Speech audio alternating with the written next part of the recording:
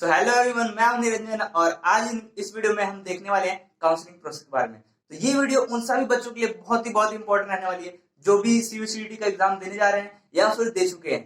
तो अगर आपने सीयूसीटी का एग्जाम दे चुके हो तो उसके बाद आपका प्रोसेस क्या रहने वाला है एडमिशन लेने के लिए, जिस यूनिवर्सिटी में भी आप एडमिशन लेना चाहते हो उसका प्रोसेस कैसे रहने वाला है। तो आफ्टर गिविंग सीयूसीटी कुछ रैंक बनेगी, काउंसलिंग प्रोसेस में आपको बैठना पड़ेगा। उसके बाद जो जिस यूनिवर्सिटी में आप एडमिशन लेना चाहते हो उसकी मेरिट लिस्ट बनेगी, उसमें अगर आपका नाम आता है तो फिर आपका एडमिशन उस यूनिवर्सिटी में हो जाएगा। तो वो जो प्रोसेस रहने वाला है वो कैसे रहने वाला है और कैसे कैसी चीजें होने वाली है आपकी, जैसे कि आप एग्जाम हो जाता है सीयूसीटी का, उसके बाद कैसी चीजें रहने वाली है, तो उन सब चीजों के बारे में बात करेंगे। तो बने रहो मेरे साथ वीडियो में। और एक और बात, अगर वीडियो अच्छी लगी तो वीडियो को लाइक जरूर करना और चैनल को सब्सक्राइब कर दो और भी ऐसी आगे आने वाली वीडियोस के लिए। तो चलो देख लेते हैं प्रोसेस क्या रहने वाला है। आपका जो भी काउंसलिंग का प्रोसेस रहने वाला है वो कैसा रहने वाला है और कब कब कौन कौन से टेंटेटिव डेट है, ऑफिशियली डेट है वो तो कोई अभी रिलीज नहीं हुए हैं कि आपका जो काउंसलिंग का प्रोसेस होने वाला है वो कब से होने वाला है। बट जो भी नॉन ऑफिशियल जो भी सोर्सेज हैं उनसे जो डाटा मुझे अवेलेबल मिल पाया अभी तक, जो अभी डाटा अवेलेबल है जो भी मुझे मिल पाया है उसके हिसाब से जो मैं बताने वाला हूँ वो सारे उन्हीं रिसोर्सेज के हिसाब से बताने वाला हूँ। और जो ऑफिशियली जो भी नोटिस है या फिर ऐसा कुछ नहीं है, बट जो टेंटेटिव डेट्स हैं वो इसके आसपास हो सकती है। जो डेट बताने वाला हूँ मैं वो आसपास इसके हो सकती है। जो अभी अभी डेट अनाउंसमेंट होगी काउंसलिंग के प्रोसेस के लिए, जो भी आपका पेपर सीयूसीटी का होगा उसके बाद जो काउंसलिंग का डेट आएगा उस टेंटेटिव जो डेट है उन्हीं के आसपास रहने वाला है। तो जनरली वही सब कुछ सेम रहता है, बस एक आध दिन का डिफरेंस पड़ जाता है ज्यादातर। तो चलो देख लेते हैं कि कैसे कैसे क्या प्रोसेस रहने वाली है आपकी काउंसलिंग के और कैसे कैसे आपको अलॉटमेंट होगी। तो सबसे पहले आपका जो एडमिट कार्ड आने वाला है वो आपका आने वाला है करीब जून में आ जाएगा आपका एडमिट कार्ड।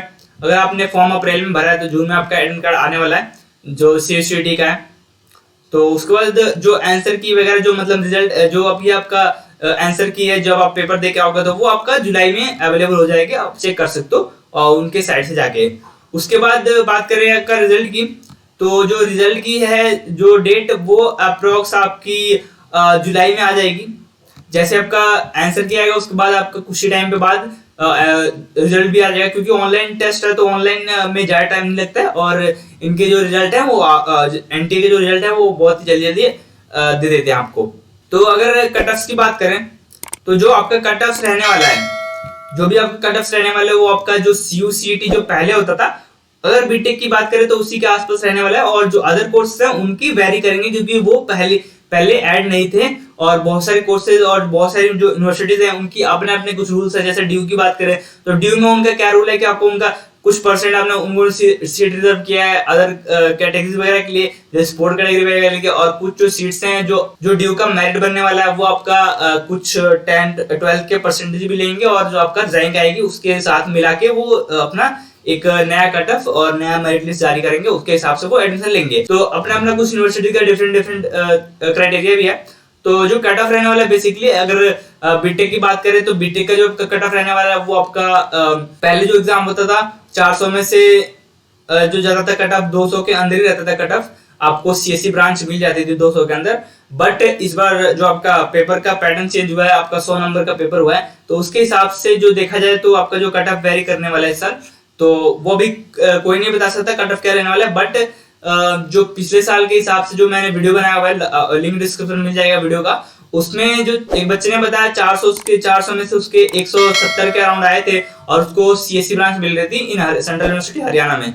तो उसके हिसाब से आप अंदाजा लगा सकते हो, बट अभी कोई भी ऑफिशियली ऐसा कुछ कट ऑफ नहीं है क्योंकि फर्स्ट टाइम 100 नंबर का पेपर हो रहा है। तो आपको पता है कि कोई भी प्रिडिक्ट नहीं कर सकता कि कैसे कट ऑफ जाने वाला है।